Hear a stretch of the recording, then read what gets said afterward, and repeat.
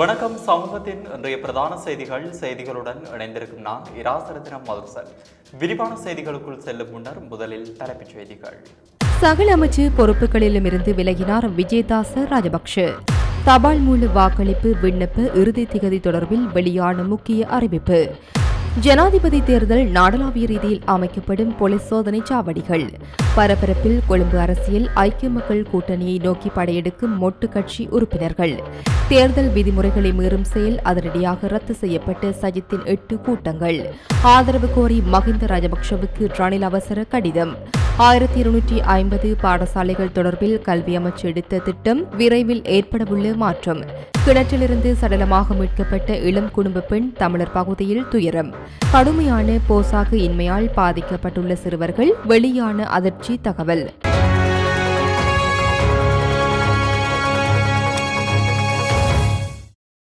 தாம் வகித்து வந்த சகல அமைச்சு பொறுப்புகளிலிருந்தும் விலகுவதாக அமைச்சர் விஜயதாச ராஜபக்ஷ அறிவித்துள்ளார். தமது பதவி விலகல் தொடர்பான கடிதத்தை தாம் ஜனாதிபதிக்கு அனுப்பி வைத்துள்ளதாக கொழும்பில் இடம்பெற்ற செய்தியாளர் சந்திப்பில் அவர் தெரிவித்துள்ளார். நீதி, சிறைச்சாலை அலுவல்கள் மற்றும் அரசியலமைப்பு மறுசீரமைப்பு ஆகிய அமைச்சு பொறுப்புகளை விஜயதாச ராஜபக்ஷ வகித்து வந்தார். எதிர்வரும் ஜனாதிபதி தேர்தலில் போட்டியிட இருப்பதாக அவர் அறிவித்திருந்த நிலையில் இந்த பதவி விலகல் தீர்மானத்தை மேற்கொண்டுள்ளார். 2024ஆம் ஆண்டு ஜனாதிபதி தேர்தலில் தபால் மூல வாக்காளர்களின் வசதிக்காக வாக்காளர் பட்டியல் காட்சிப்படுத்தப்பட வேண்டும் என தேர்தல்கள் ஆணைக்குழு அறிவித்துள்ளது. தபால் மூல வாக்களிப்பிற்கான விண்ணப்பங்களை அந்தந்த மாவட்டங்களின் தேர்தல் அதிகாரிகளிடம் ஒப்படைக்குமாறு தேர்தல் ஆணைக்குழு அறிவித்துள்ளது. அதன்படி ஆகஸ்ட் 5ஆம் தேதி அல்லது அதற்கு முன்னர் தமது விண்ணப்பங்களை அந்தந்த மாவட்டங்களின் தேர்தல் அதிகாரிகளிடம் ஒப்படைக்க வேண்டும் என தெரிவிக்கப்பட்டுள்ளது. தபால் மூலம் விண்ணப்பிக்க இறுதி நாளான ஆகஸ்ட் 5ஆம் தேதி நள்ளிரவு 12 மணிக்குள் அந்தந்த மாவட்ட தேர்தல் அலுவலகங்களில் விண்ணப்பங்கள் அனுப்பப்பட்டிருத்தல் வேண்டும். அன்றைய திகதிக்கு பிறகு பெறப்படும் விண்ணப்பங்கள் பரிசீலனையின்றி நிராகரிக்க என்று தேர்தல் ஆணைக்குழு தலைவர் ரத்நாயக்க தெரிவித்துள்ளார். ஜனாதிபதி தேர்தலை முன்னிட்டு நாடளாவிய ரீதியில் தேர்தல் பாதுகாப்பு கடமைகளுக்காக போலீஸ் சோதனை சாவடிகளை அமைக்க நடவடிக்கை எடுக்கப்பட்டுள்ளது. அதன்படி போலீஸ் சோதனை சாவடிகள் அமைக்கப்பட்டதும் ஒவ்வொரு பிரிவுக்கும் பொறுப்பான போலீஸ் அதிகாரிகளும் அப்பகுதியில் உள்ள சிரேஷ்ட பிரதி போலீஸ் மாதிபர்களும் அவற்றின் செயல்பாட்டை மேற்பார்வை செய்வார்கள். போலீஸ் சோதனை சாவடிகளில் தேர்தல் வன்முறை மற்றும் தேர்தல் சட்ட மீறல்கள் தொடர்பான முறைப்பாடுகளை கண்காணிக்கும் நடவடிக்கைகள் முன்னெடுக்கப்படும். இதேவேளை தேர்தல் தொடர்பான போலீஸ் பிரிவு போலீஸ் தலைமையகத்தில் ஸ்தாபிக்கப்பட்டுள்ளது. பொறுப்பு அதிகாரிகளுடன் செயல்படும் இந்த பிரிவு சிரேஷ்ட போலீஸ் கண்காணிப்பாளரால் மேற்பார்வை செய்யப்படுகின்றது. எதிர்வரும் ஜனாதிபதி தேர்தல் தொடர்பான கடமைகளை மேற்பார்வையிடுவதற்கு சிரேஷ்ட பிரதி போலீஸ் அதிபர் அசங்க கரவிட்டு மற்றொரு பிரதி போலீஸ் அதிபர் மற்றும் சிரேஷ்ட போலீஸ் அத்தியட்சர் ஆகியோர் நியமிக்கப்பட்டுள்ளதாக தெரிவிக்கப்பட்டுள்ளது. தேர்தல் தொடர்பான நடவடிக்கைகளை மேற்பார்வையிட ஏற்கனவே நியமிக்கப்பட்டுள்ள சிரேஷ்ட பிரதி போலீஸ் அதிபர் KVDAJ அசங்க கரவிட்டு எதிர்வரும் ஜனாதிபதி தேர்தல் தொடர்பில் தேர்தல்கள் ஆணைக்குழுவுடன் இணைந்து செயல்பட்டு வருகின்றார். மாவட்டங்களில் ஒருங்கிணைப்புக்காக சிரேஷ்ட போலீஸ் அத்தியட்சர் நியமிக்கப்பட்டுள்ளார்.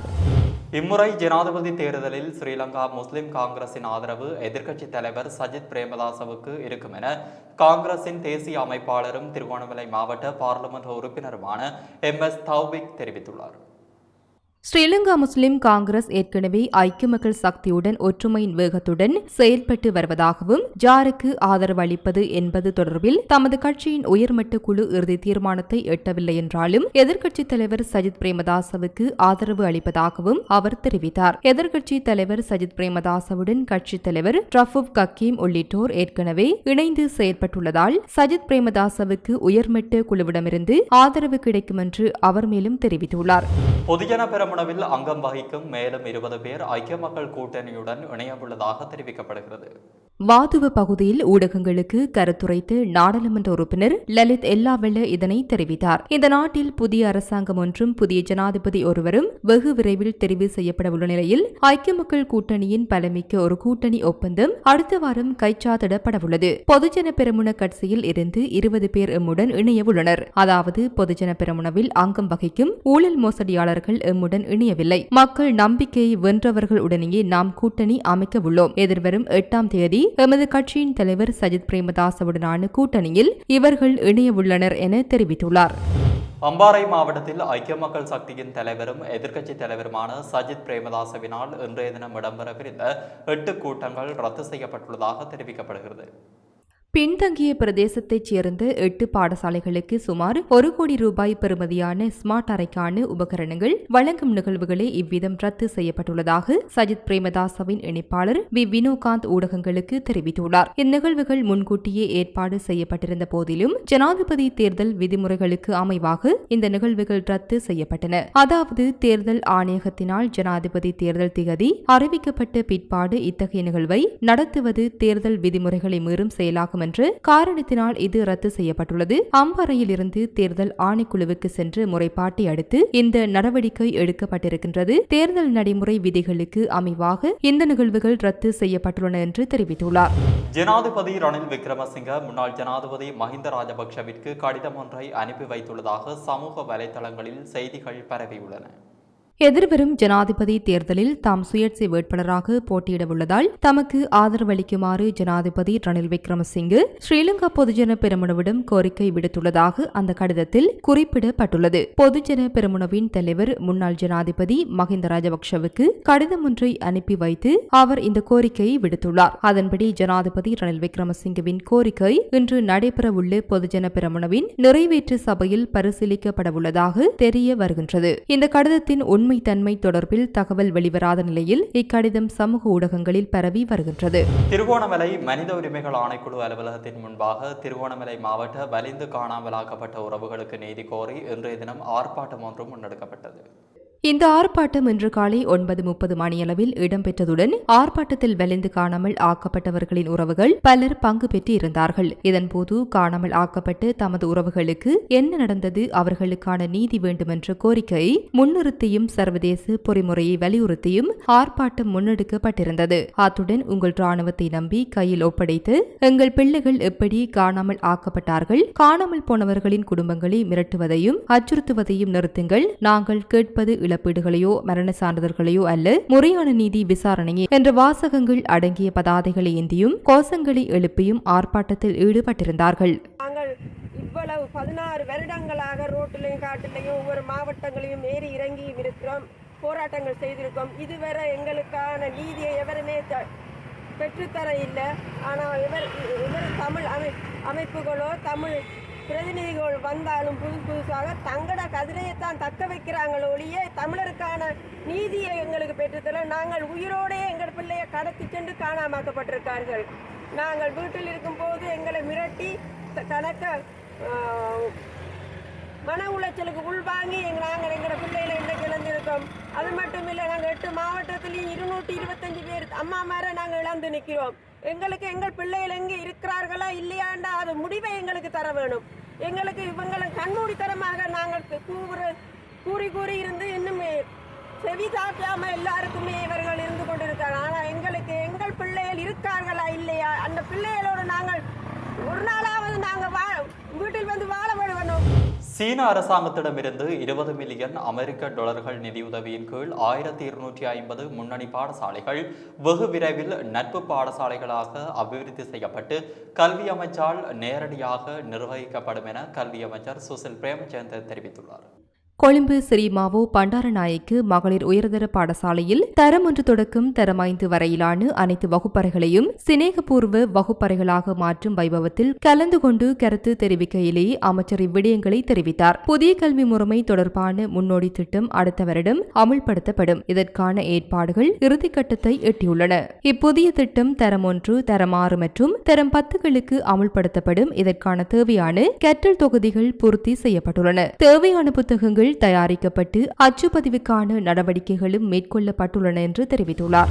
ஒட்டுசுட்டான் போலீஸ் பிரிவுக்குட்பட்ட நகர பகுதியில் கிணறொன்றிலிருந்து பெண்ணொருவரின் சடலம் இன்று காலை மீட்கப்பட்டுள்ளது. குறித்த பெண்ணை நேற்றிரவு தொடக்கம் காணவில்லை என வீட்டார் மற்றும் அயலவர்கள் கிராமத்தவர்கள் இணைந்து தேடுதல் நடத்தியும் எங்கும் கண்டுபிடிக்க முடியாத நிலையில் இன்று காலை வீட்டு கிணற்றுக்குள் சடலமாக இருப்பதை அவதானித்த குடும்பத்தினர் போலீசாருக்கு தகவல் வழங்கியுள்ளனர். 30 வயதுடைய இளம் குடும்ப பெண்ணே இவ்வாறு சடலமாக மீட்கப்பட்டுள்ளார். குறித்த பெண் திருமணம் திருமணமான பின்பு கணவருடைய வீட்டில் மாமன் மற்றும் மாமியுடன் வசித்து வந்ததாகவும் அவருக்கு 5 வயதுடைய ஒரு மகளும் உள்ளதாகவும் தெரிவிக்கப்படுகிறது. அதேவேளை உயிரிழந்த பெண்ணின் கணவர் புலம்பெயர் நாடு ஒன்றில் வசித்து வருகின்ற நிலையில் இளம் குடும்ப பெண்ணின் மரணம் குறித்து சமூகத்தில் பல கேள்விகளை எழுப்பியுள்ளது. இந்நிலையில் உயிரிழந்த குடும்ப பெண்ணின் உடலம் பரிசோதனைக்காக முல்லைத்தீவு மாவட்ட வைத்தியசாலைக்கு அனுப்பி வைக்கப்பட்டுள்ளதுடன் இது தொடர்பான மேலதிக விசாரணைகளை ஒட்டுசுட்டான் போலீசார் மேற்கொண்டு வருவதாக தெரிவிக்கப்படுகிறது.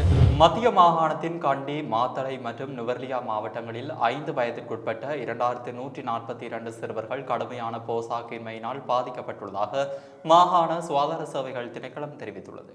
2023 ஆண்டுடன் மத்திய மாகாணத்தில் நிலவும் போசாக்கின்மை நிலைமை தொடர்பில் 2016 ஆண்டு 12ஆம் இலக்க தகவல் அணுகல் சட்டத்தின் பிரகாரம் மாகாண சுகாதார திணைக்களம் விடுத்துள்ள தகவலுக்கான கோரிக்கைக்கு வழங்கப்பட்ட தகவலில் இவ்வாறு தெரிவிக்கப்பட்டுள்ளது. சுகாதார சேவைகள் திணைக்களம் வழங்கிய தகவலின்படி மாகாணத்தில் 5 வயதுக்குட்பட்ட 2142 சிறுவர்கள் கடுமையான போசாக்கின்மையால் பாதிக்கப்பட்டுள்ளனர். 15,920 குழந்தைகள் மிதமான போசாக்கின்மை பாதிக்கப்பட்டுள்ளனர் மற்றும் 27,812 ஊட்டச்சத்து குறைபாடுள்ள குழந்தைகளாக அடையாளம் காணப்பட்டுள்ளனர். கண்டி மாவட்டத்தில் 11,044 பேரும், மாத்தளை மாவட்டத்தில் 4,051 பேரும், நுவர்லியா மாவட்டத்தில் 12,712 பேரும் ஊட்டச்சத்து குறைபாடுள்ள குழந்தைகளாக அடையாளம் காணப்பட்டுள்ளனர். இந்நிலையில் குறித்த புள்ளி விவரங்களின்படி நுவர்லியா மாவட்டத்திலே அதிகளவான ஊட்டச்சத்து குறைபாடுள்ள சிறுவர்கள் அடையாளம் காணப்பட்டுள்ளதாக தெரிவிக்கப்படுகிறது. அவிசாவளை நாச்சிமலை நீரோடையின் கொனவெல பகுதியில் நீரில் மூழ்கி 17 வயதுடைய பாடசாலை மாணவர் ஒருவர் நேற்று மாலை உயிரிழந்துள்ளதாக அவிசாவளை போலீசார் தெரிவித்தனர். உயிரிழந்தவர் ஹகதுடுவ பொல்ஹஸ்கோவிட்ட பலகம பிரதேசத்தை சேர்ந்த ஹொரண வித்யாரட்ன வித்தியாலயத்தில் 12ஆம் ஆண்டில் கல்வி கற்கும் மாணவன் என தெரிவிக்கப்படுகிறது. குறித்த மாணவன் பாடசாலையின் வலைப்பந்தாட்ட அணி வீரர் எனவும் தெரிவிக்கப்படுகிறது. நேற்று மதியம் நண்பர் ஒருவர் வீட்டிற்கு வந்த நிலையில் அம்மா நான் மீன் கொண்டு வருகிறேன் என்று கூறிவிட்டு வீட்டை விட்டு சென்றதாக தாய் போலீசாரிடம் தெரிவித்துள்ளார். 10 பேர் கொண்ட குழு ஒன்று குளிப்பதற்காக சென்றதாகவும் உயிரிழந்த பாடசாலை மாணவனும் மற்றொருவரும் திடீரென நீரில் குதித்து இருவரும் நீரில் மூழ்கி காணாமல் போனதாகவும் போலீஸ் விசாரணைகளில் தெரிய வந்துள்ளது. அப்போது அங்கிருந்தவர்கள் உதவி கோரி கூச்சலிட்டதால் கிராம மக்கள் நீரில் குதித்து ஒருவரை உடனடியாக கரைக்கு கொண்டு வந்த நிலையில் குறித்த மாணவன் உயிரிழந்துள்ளதாக கூறப்படுகிறது. உயிரிழந்த மாணவனின் சடலம் பிரேத பரிசோதனைக்காக இரத்தினபுரி ஆதார வைத்தியசாலையில் வைக்கப்பட்டுள்ளது. சீதுவை போலீஸ் பிரிவுக்குட்பட்ட கிரிகொட பகுதியில் தடுகம் ஓயாவில் நேற்று ஆணொருவரின் சடலம் மீட்கப்பட்டுள்ளதாக தெரிவிக்கப்படுகிறது.